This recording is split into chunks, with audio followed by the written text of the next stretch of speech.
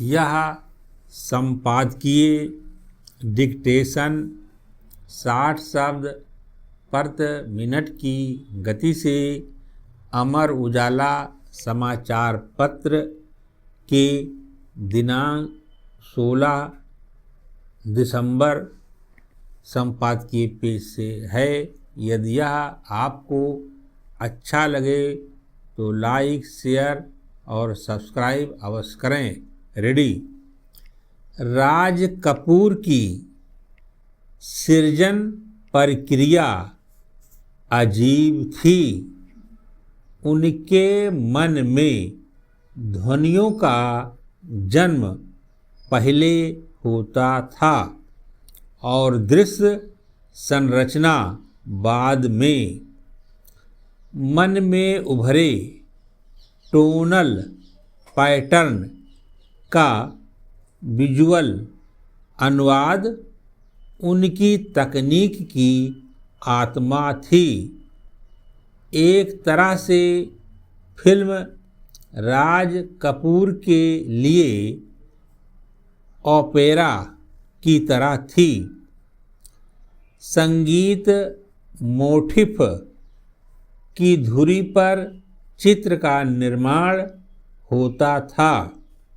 मैंने कई बार देखा है कि दृश्यांकन के समय में वे किसी पात्र के चलने जैसे साधारण क्रिया के समय बीट गिनते रहते थे। उस ध्वनि की जो उनके मन में गूंजती थी। ध्वनियों से प्रेरित दृश्य विधान के साथ ही राज कपूर संवाद का बिंब रूपांतर भी करते रहे हैं। मेरा नाम जोकर में अब्बास साहब ने मनुष्य की असहायता और सीमाओं पर एक संवाद लिखा था।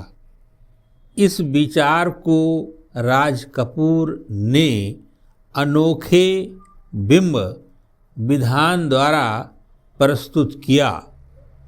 नायक जोकर के पुतले पर जमे हुए जाले साफ करता है और उसे जमीन पर रखता है।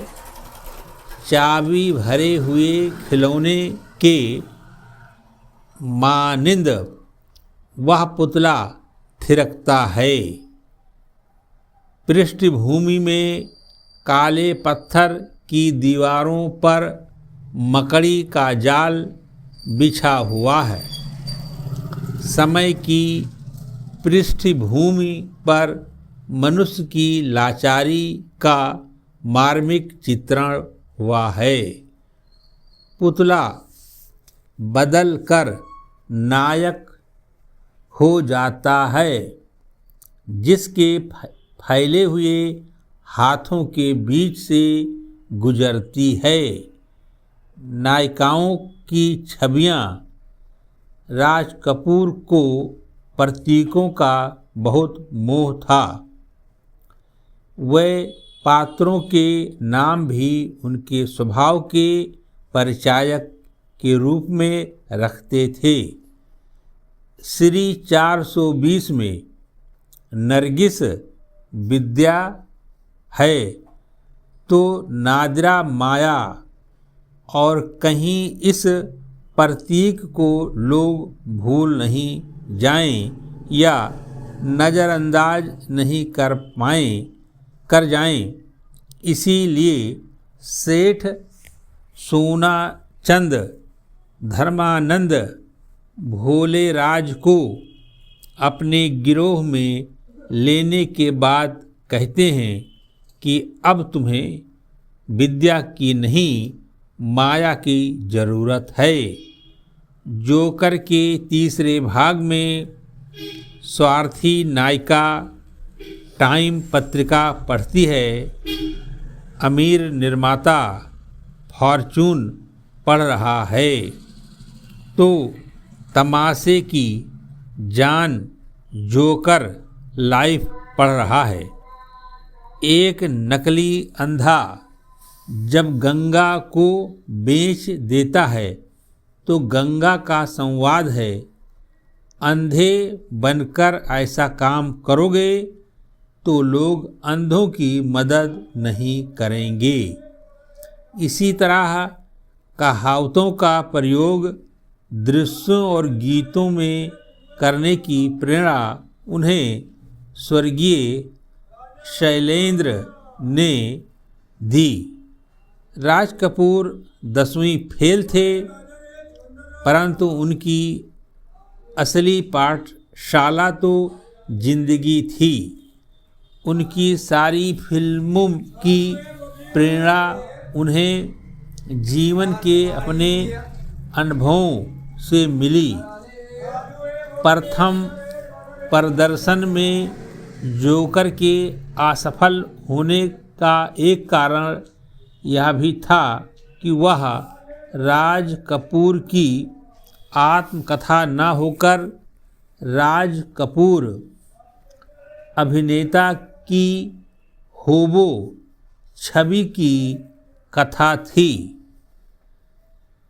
पर राज कपूर की फिल्मों के कथानक सामाजिक यथार्थ की भूमि में जन्म लेते थे, परंतु उनकी ऊपरी स्वरूप फंतासी की तरह दिखता था।